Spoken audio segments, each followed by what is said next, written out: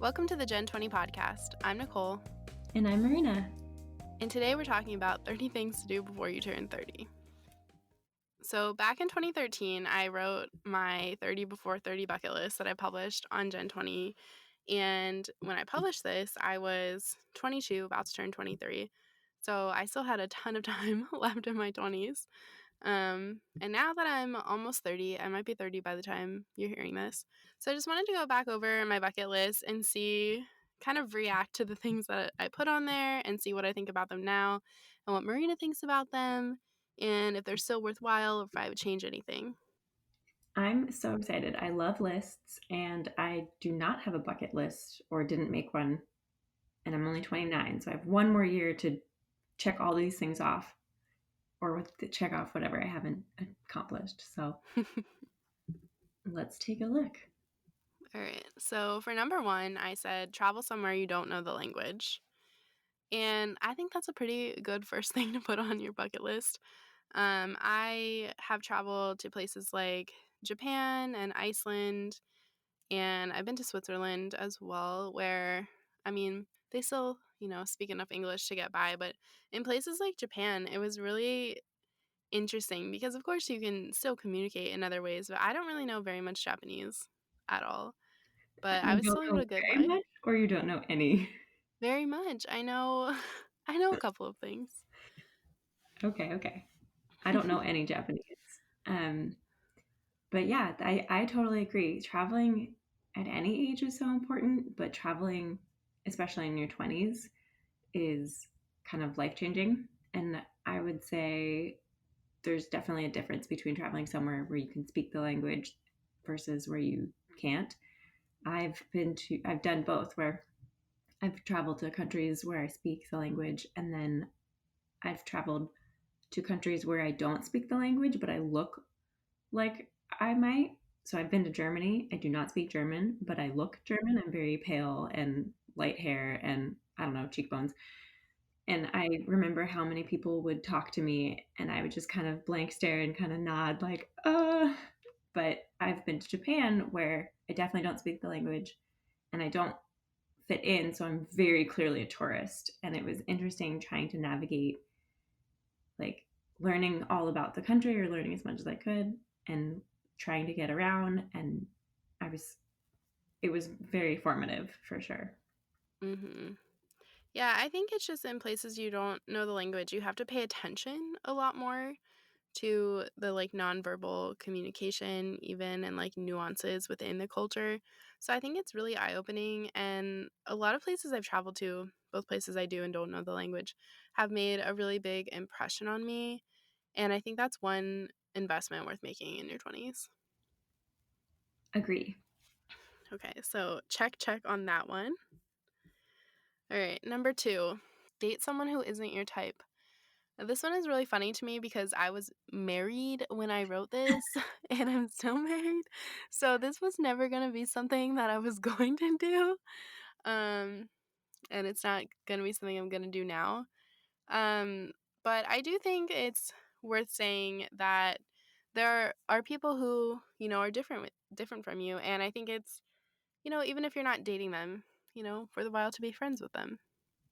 Yeah, it's definitely, I definitely agree. I'm not married and wasn't married when you wrote this, but I've dated a few different people and they've all been pretty different from one another. And I've learned something about myself in each relationship because we all have different backgrounds and we all come with different perspectives. So if you definitely date, I don't like the phrase date around, but like date people.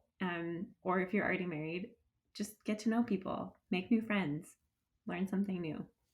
So Expand your friendship horizons. yeah, so check on this one.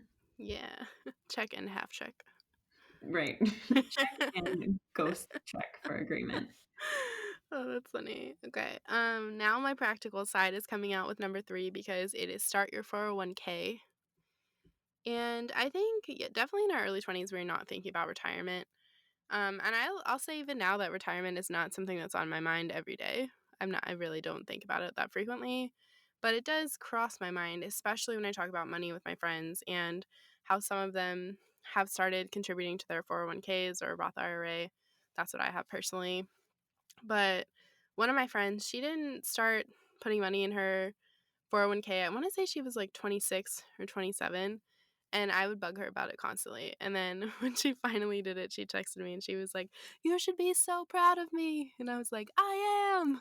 Yes. Yeah, it's so important to think about the future, and I don't think about retiring like every day, but I definitely think about my retirement plan every once in a while. I thought about it more when I was in a job I really hated and was just like, "Oh my gosh, how do I get to the end of this? Like, can I retire early?"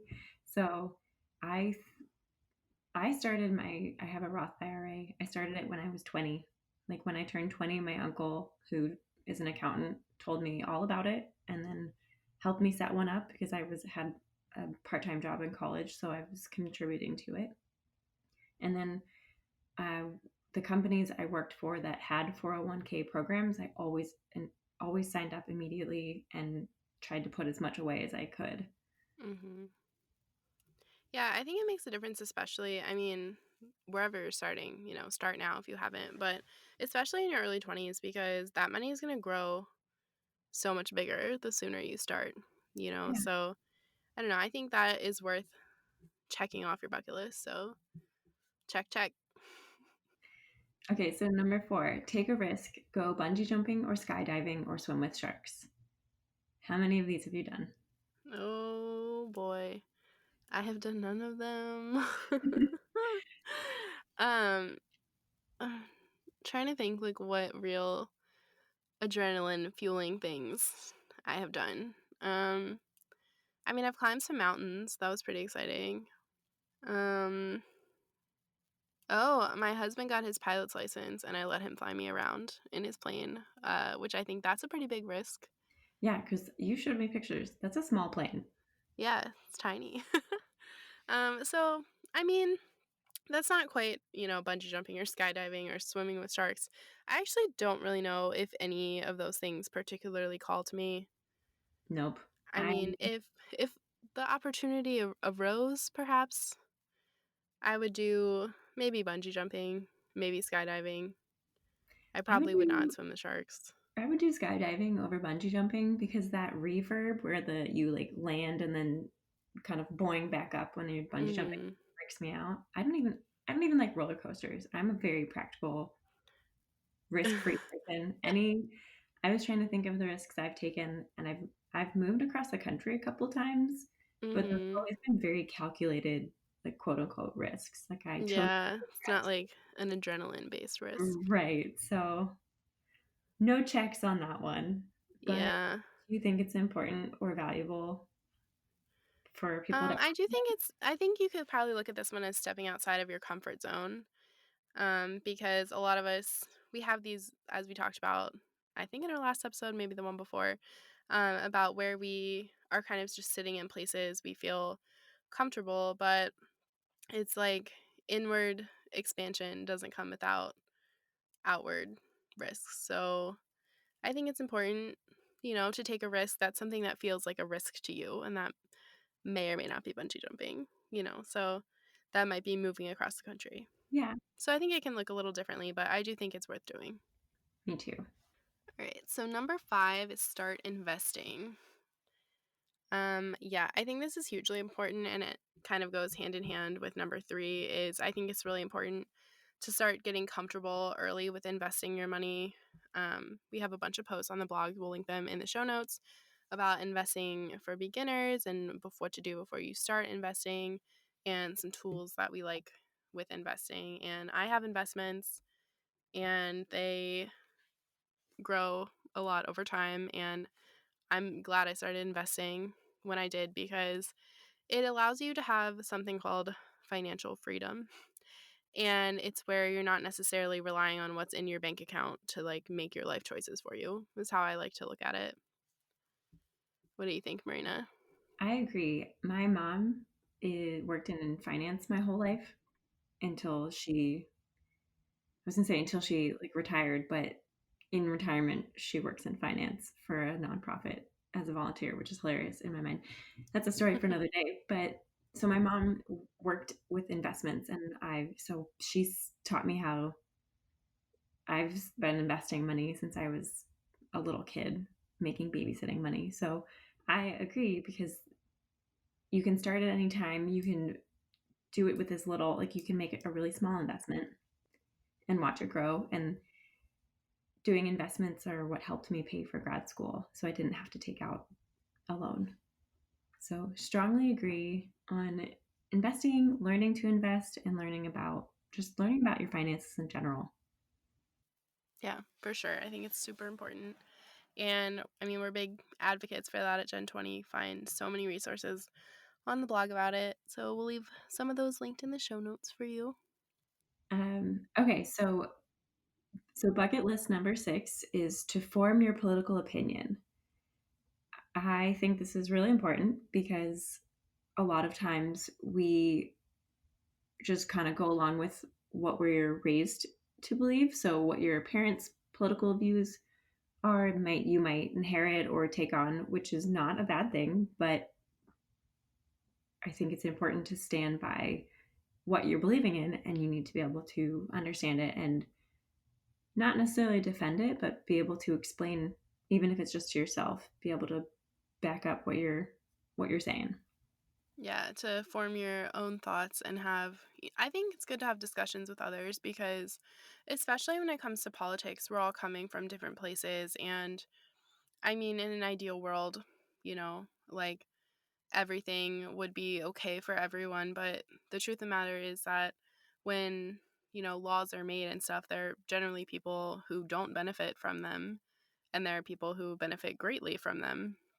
And I think that it's important to have these conversations to speak up for people who, aren't benefiting them from them or even are losing something from things like that. And I think that the more people share their voices and their opinions and like what will help them or how things will harm them, because I mean, we can't always as individuals look at things from every perspective because we're not always coming at it with every perspective. And it's important to like understand your own unconscious biases and to maybe even actively work against them. So I do think it's important to form your political opinion. When I wrote this, I said we live in a politically turbulent time, and that is still true, and it's probably going to be true for a long time.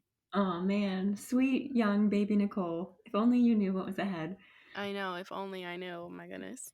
So, But yeah, I think it's really important to do, and I think that your 20s are a good time to start expanding your mind in that way. yes, agreed. And a sub bullet point for this, alongside forming your political opinion, is get registered to vote and vote every election you can, because that's really important Yeah. to both figure out what you believe in and then like put your money where your mouth is, so to speak, and take action and kind of like honor that right that we have to vote in this country. Yeah, we'll leave a link below to go register to vote. Yeah. And then, so number 7 on the bucket list is to stop holding grudges. I am still actively working on that one, but I think it's important because there's a quote that says holding on to anger is like holding on to a hot coal with the intention to hurt someone. Like only you get burned. So if you're holding Hmm. a grudge, that's only going to affect you in the long run, and life's too short for that. We don't have space for that. But that's easier said than done because sometimes I'm just bitter and I'm working on it.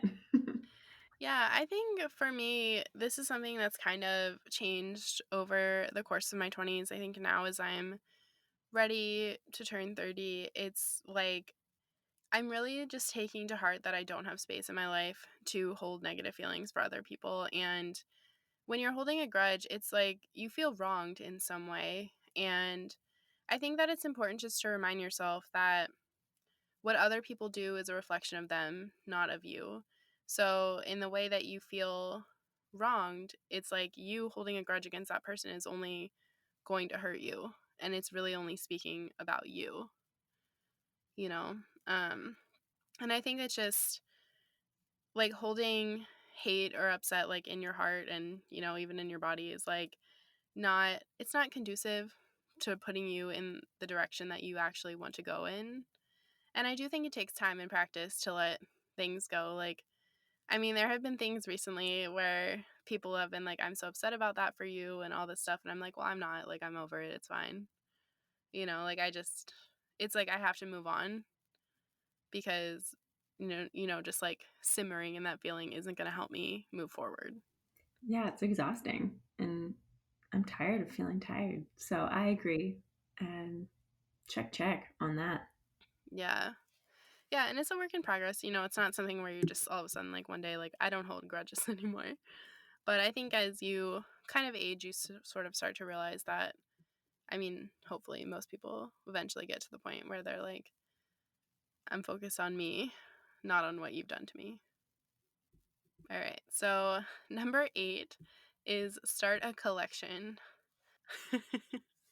I'm laughing because my collection is Starbucks mugs, and I have um, over 160 of them. So, as you can imagine, that takes up a lot of space in my house.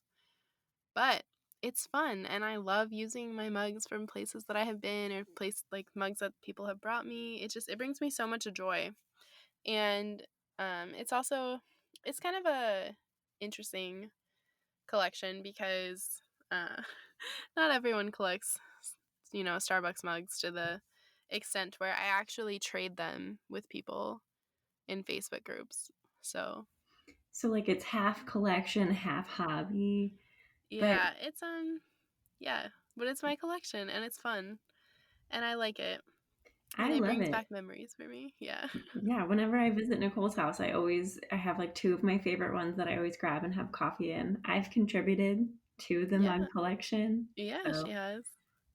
and you've both started and contributed my collection. I was thinking about what do I have the most of, and it's llama things Mm. because I really love llamas. They're my spirit animal, and Nicole has sent me pins, and I did a wine and paint night with my mom, and the subject was llamas. Like I have llama everything. And the llama planter. I have a llama planter from Nicole.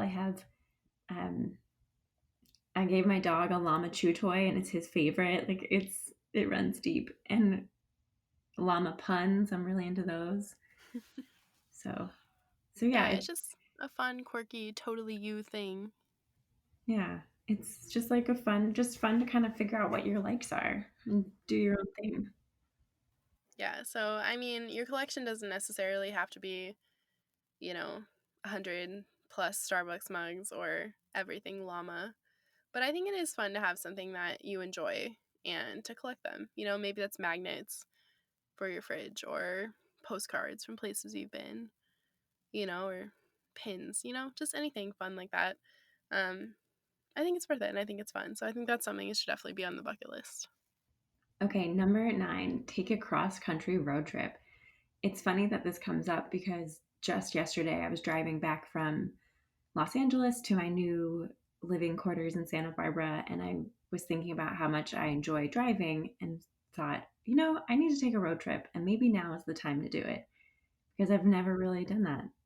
hmm Yeah, I've driven from Seattle to LA, and then like up and down the East Coast multiple times. I haven't driven from like coast to coast, but it's something that I want to do. And I think even doing like a small road trip in your 20s, like Seattle to LA is, fine. Um, but yeah, hopefully as like my son gets older and my future children, if I have them, if I'm lucky enough to, um, that's something I can do with them and make like great family memories. Definitely. Okay, so number 10 is pay off your credit card debt. And I mean, I think that's something you should definitely do in your 20s, especially if you have big financial goals that you'd like to hit, like um, buying a house or something like that. Because again, it's like money, like you're bringing in money, and the more you're paying debt is like the more you're paying your past self instead of your future self, is how I like to think of it. And I think the quicker you can pay off your debt, it's not only like the less stress you have every month to pay for your past self, but it's more you can save for your future self. And two, it's less interest that you're going to be paying over time, which means it's less that other people are going to be profiting off of the money that you owe. I definitely agree. Yeah, I paid off my debt really quickly in 18 months. Like after I graduated from college, I had about like $25,000 in like student loan debt and some credit card debt. And I mean, it did take sacrifices, but I, being almost 30 now, am so grateful to my past self that she did that.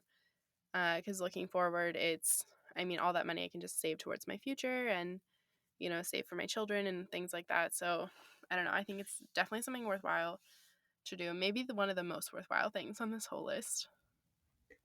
Yes, I strongly agree. I also I avoid credit card debt like the plague in just like shopping in my regular life. If I don't carry balance if I can help it over month to month because I agree. I want to spend money on my future, not on my past. So thinking about credit card debt informs my choices for purchasing every day.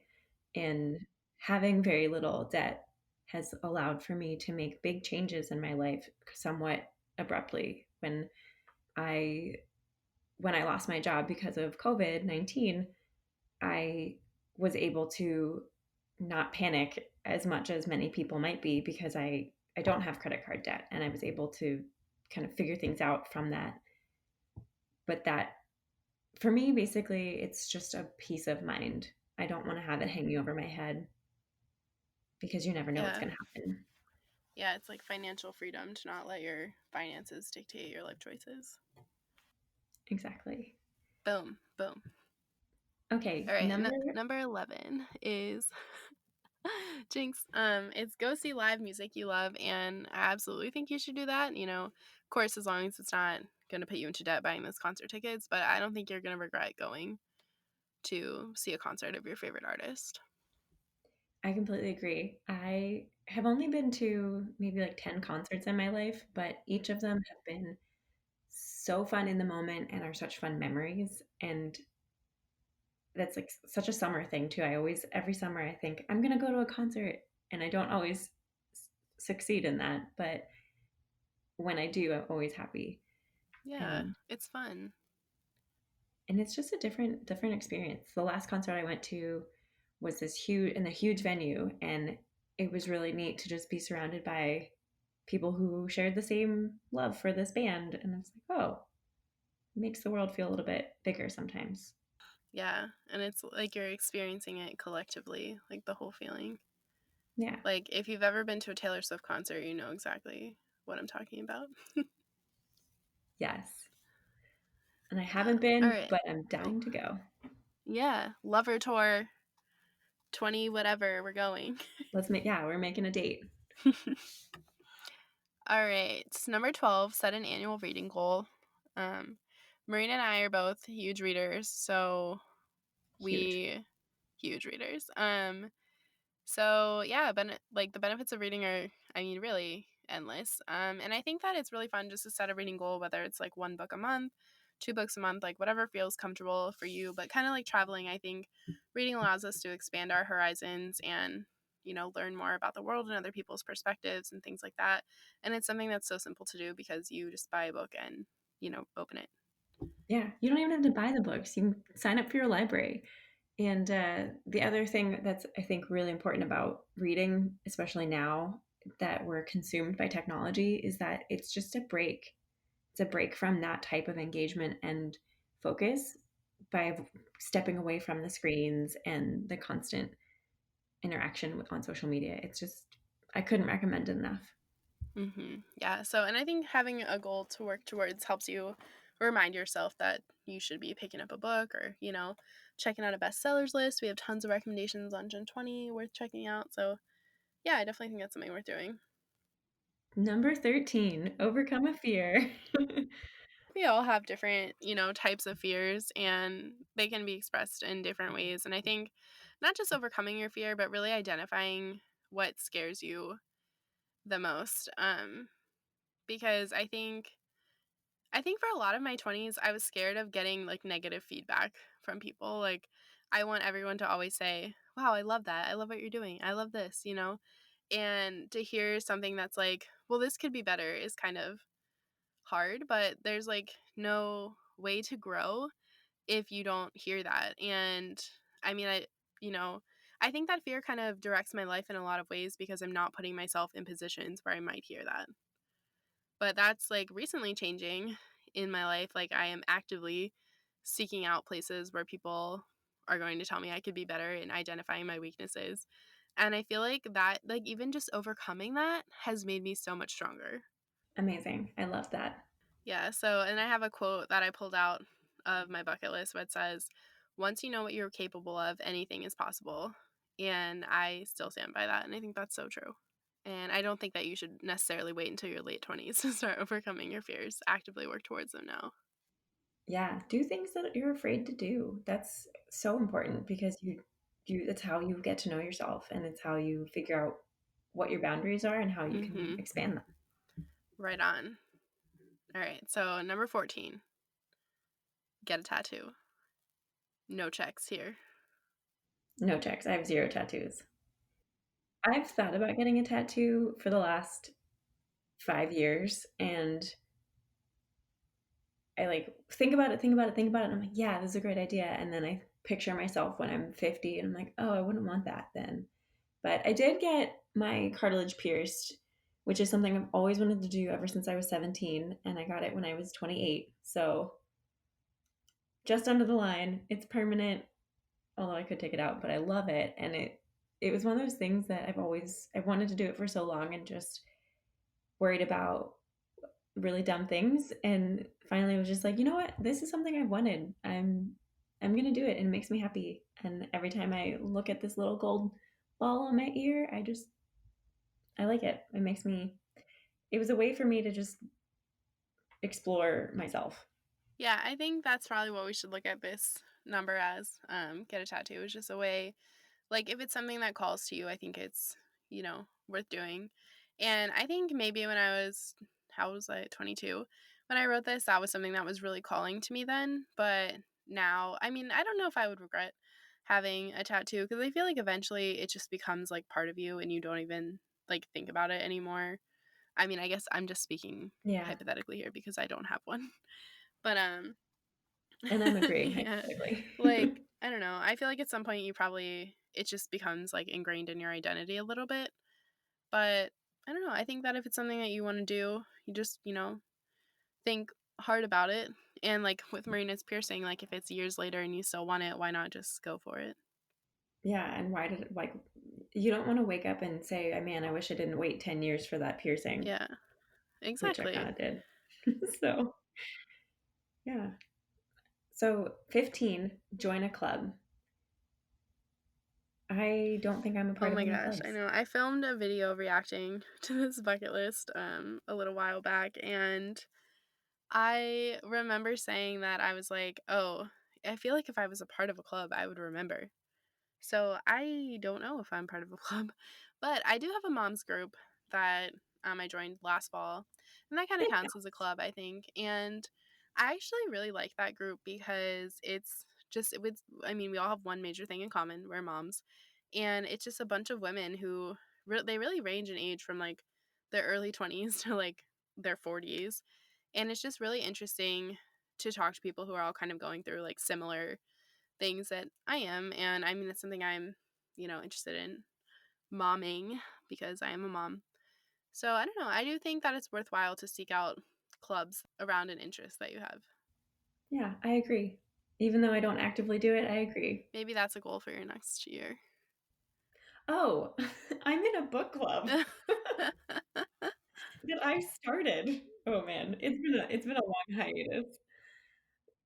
I started with a bunch of my friends in LA and we had like 3 meetings and then the holidays happened and then corona happened. So to be fair, we have not been active and I forgot about it.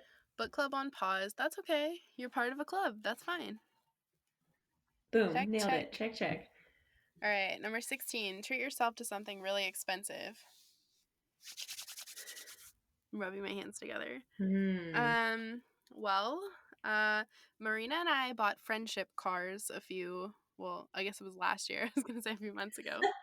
Yeah, we We both bought did. the same car in the same month, and we both paid for it in cash, which is really funny. And we didn't even know. We both had been talking about buying cars for different reasons. You were having a baby. I was moving to a city where I needed a car. And that just goes to show like how similar we are sometimes because I called to tell you I had bought a car and I told you what kind it was. You're like, we just bought that car.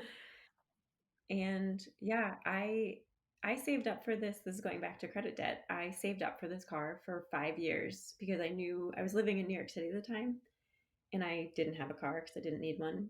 But I thought I might want to live someplace else one day and knew that I would need a car. So I just started saving money and it slowly paid off because I it felt so good to just pay for it and know that it was mine and that I did it all by myself. And it's given me such a just having a car of my own has given me such a sense of freedom because I'm not beholden to borrowing a car from anyone or renting a car. I can just Mm-hmm. take it and go.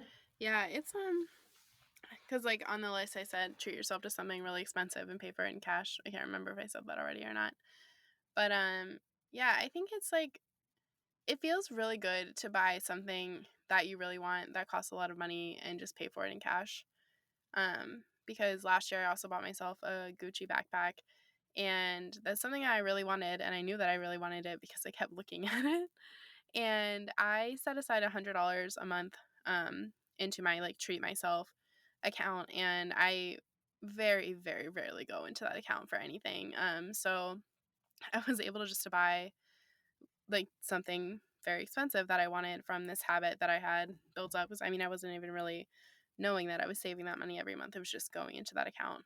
Um, and I think that's like a good habit to get into because then once you eventually, have money saved in there, or like you come one day and you're like, oh, I want to go on a shopping spree and I really just want to treat myself to this. Like you have that money there that you can use and not feel bad about it. Like it's guilt free treat yourself money.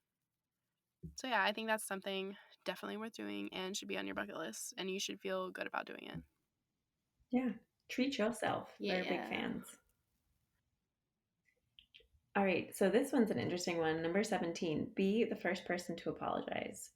I cannot stress this enough that saying you're sorry is one of the most important pieces of communication because if you wait until someone else says it, you might be waiting a long, long time.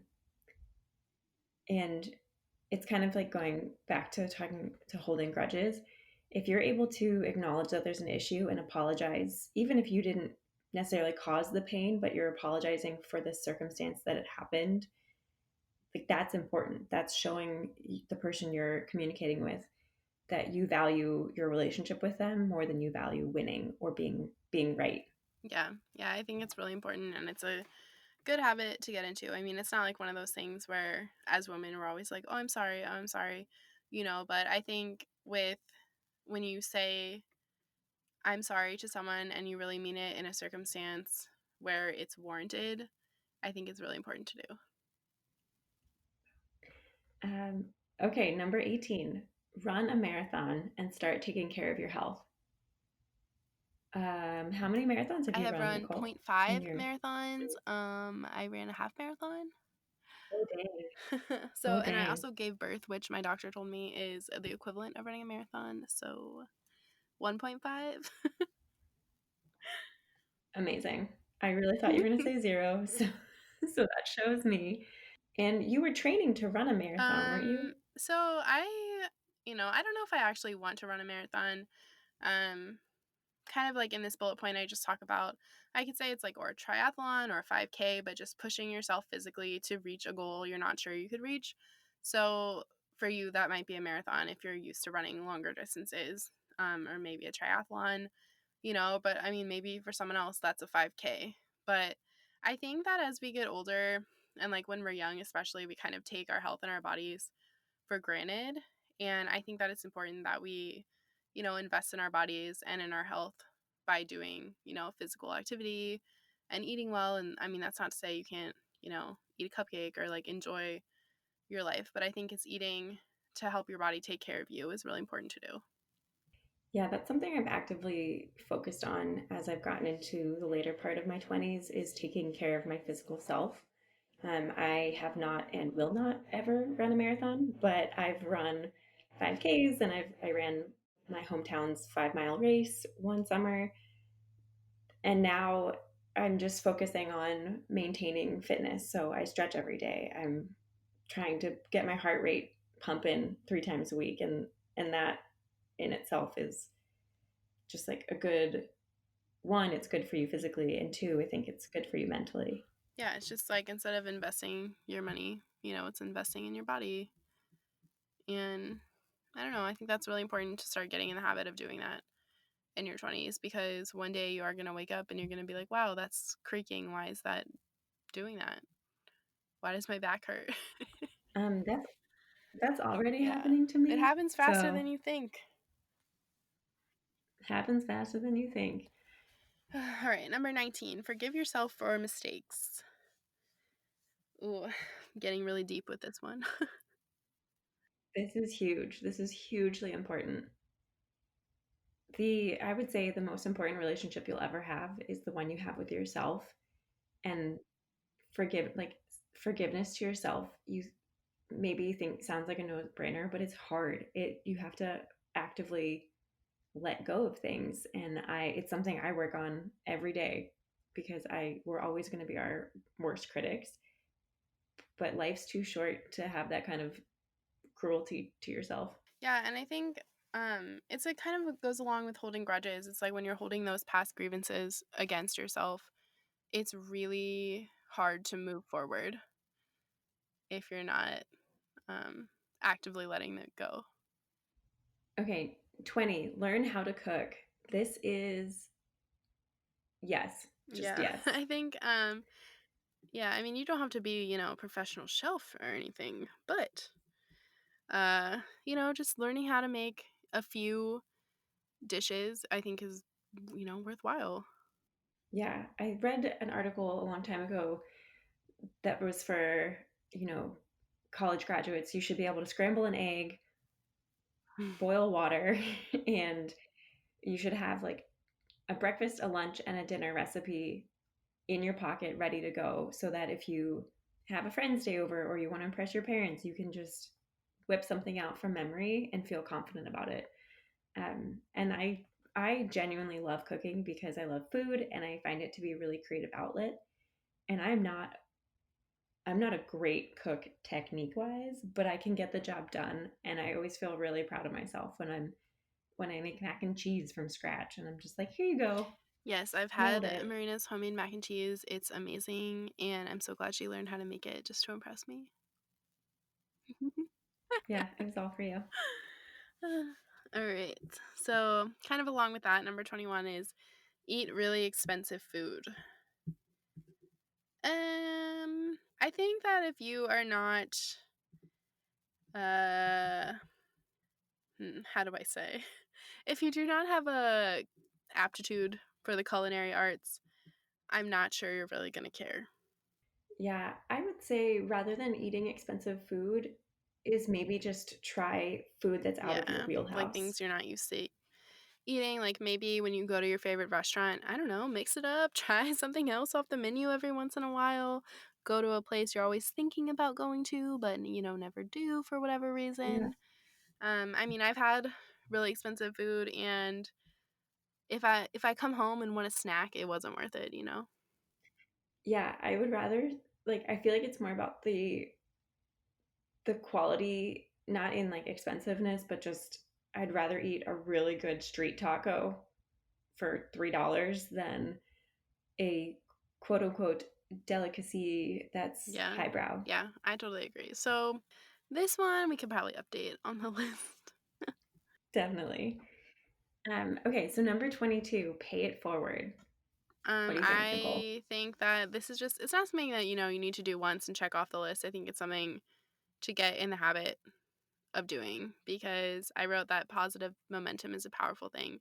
And I agree with that. I think that it's really important to give in places that you can, especially now, like when we are talking about this, it's the end of May in 2020, and a lot of small businesses around where I live are still being impacted by the coronavirus. And I recently bought some toys from a small shop, and it's like my friend knows the owner, so I bought some toys from there for my son, and I found out that the owner told my friend that it just made her so happy and hopeful because they hadn't had a sale in months. And that was just something, like, it was really a small thing for me to do, because I mean, I buy, things for my son kind of a lot, so I mean, kids, they expensive. Mhm. So it was just, instead of buying it from Amazon, I could buy it from a small store, and like that's a positive action that impacts people. And I mean, I hope it gives them hope that their business will survive, but it's just, starting a small chain of events that pays it forward. Definitely. Yeah. I once rescued a kitten, and this is sounding like such a lame story, but it's true.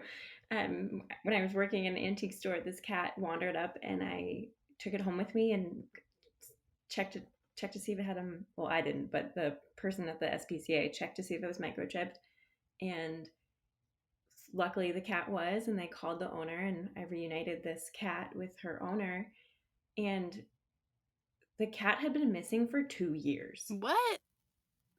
Yeah, like the kitten got out, and then someone must have been taking care of it, and then it escaped again because the woman had told me that they had given up hope finding this cat. They had even adopted a new one, and she came into the antique store where I was working, because that's where I brought the cat for the pickup, and she was sobbing. She was so happy to be back with her lost cat, and I was like, I would hope that anyone would think to do this, but she was like, "Well, when we were looking for her, we had a reward, so let me pay you." And I said, "No, because if I like, my dog is my favorite creature on the planet, and if God forbid anything ever happened to him, I would hope someone would pay it forward and like return him to me." And so it's just like the little things that you might not think twice about, but are really important and have Hmm. deep impact. Yeah, I agree. And I think it's just, you should just do it when you have the chance. And chances probably appear a lot more than you think they do. All right, so number 23 is attempt to break a world record. I have never done this. I have no intentions of doing this. I think it's fun if that's something that you want to do, maybe put it on TikTok, send it to me, let me see your greatness, but that's not for me. Same. I am not a record. I'm not even a rule breaker, so I'm not going to be a record breaker Yeah, anytime so soon. take that one for as you want and will. All right, number Yeah. 24, And attend the Olympic speaking, Games. That is not something I have done, not something I'm going to do, because I will be 31 at the next Olympic Games, so miss my opportunity there. But I don't know. I think that if, it's like whether it's a sporting event that you like for your favorite sports team, go see a game, I think that's how you can take that one. yeah, and I don't really like sports, but I love live sports. Like I love Mm-hmm. going to games. So I All agree. right. Number 25 is pick a cause and be passionate about it. Yeah, I think kind of along with forming your political opinion, that's something that you should do, because it kind of orients you in towards a direction, because you'll do what you can to support that cause, whether it's volunteering your time, helping fundraise for it, or donating, any way that you can serve something that you care about, I think is beneficial. I agree. It's really important to kind of do what lights you up and follow what you're passionate about. And it doesn't have to be your job, but if it's, a way to give back to your community and to what's important to you, Mm-hmm. it's so important. Yeah, I agree. All right, number 26 is make your family tree. And this is something my husband has been working on across the course of our 20s, and his grandfather actually did a lot of the legwork for him on his own side. But I think that I think it's really interesting to know about your ancestors. I agree. My grandparents similarly, they set up a family tree a long time ago and we like slowly add to it. And it's neat to know where you came from and to kind of have a wider perspective of who you are and what you Yeah. entail. So I think that if that's something you haven't done yet, I think it's something you should definitely, start to do in your 20s. All right. Number 27 is see a Broadway play. It doesn't have to necessarily be a Yeah, Broadway play specifically, but I have seen one, just one, I think. I don't know. When you start to get near 30, you forget a lot of what happened in your early 20s. yeah. Maybe one of these checklists should have been invest in a journal to write these things Yeah, down. maybe. Maybe I'll put that one on the things to do in your 30s list. Yeah. Perfect. But yeah, I I would say make memories. Definitely go see. Kind of like talking about going to a live sports show. Go to a live show. Go see the arts.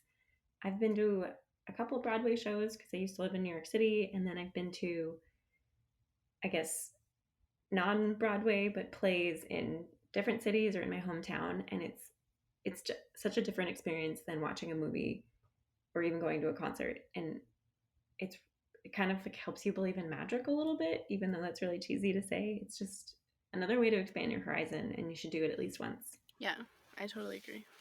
Number 28 is to work a menial job. And this is pretty much, like a kind of a low skill level job, is what I mean with this one. And I think that this is something that's pretty important because I think as you get older, you kind of forget maybe what it was like to be in that position. And I think a lot of times, like, I think I saw on social media a post even recently where it was someone who placed like $100 food delivery order and they tipped $5. And then someone who placed a $20 order Oh, tipped like $10. And I thought that was really interesting. And it just kind of also made me wonder like how old these people were, because I think as you get older, you kind of maybe you start to think that like you don't need to tip as much or something like that.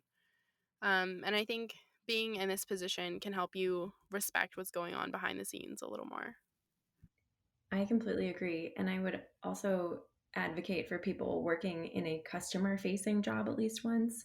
So it might not be a summer job, but maybe just do something once where you have to be in service of others because you learn how important it is to treat people the way Mm, you want to be treated. I worked in customer service for 3 years and it was really brutal at times, but I learned so much from it and it had directly informed how I behave around yeah. people, even on bad days. I don't Yeah. let myself be Yeah. me. I think it's just a really like perspective opening position. All right. Number 29 is become a connoisseur in something. And I wouldn't say you have to go so Hmm. far as being a connoisseur, but I feel like there should be something that you're interested in that you know really well. Yeah, get excited about things and then learn about them. I'm currently trying to learn more about coffee because I love coffee but don't know anything about it. So yeah, it could be, something that's a hobby, maybe even something in your career, it doesn't have to fit into one specific mold, but I think that it's worthwhile to start becoming an expert in something that you enjoy. All right, and number 30 is to make a list of 40 things to do before you turn 40. And I have not yet done this, but keep an eye out because it's coming very soon. And hopefully it'll be a little interesting and perhaps maybe a little more informed than this list. Because, there are some things I think could be tweaked on here for experiences, perhaps, versus like specific things. Yeah, but we won't know for another 10 years, so I stay know, tuned. stay tuned. But yeah, I don't know. Overall, I still feel pretty positively about this list. And I think most of them are still things worth doing. I agree. And I didn't even make this list, but I did a lot of it, so that makes me feel good. Yeah. So if you have a bucket list, please reach out to us and let us know what's on it. If you think there's something worth adding to this list that we did not cover, you can leave it in a comment on the blog post or reach out to us on Instagram or something like that, or email us. So we'd love to hear from you and hear about what's on your bucket list. Thank you so much for listening, and we will catch you again next week. Bye. Bye.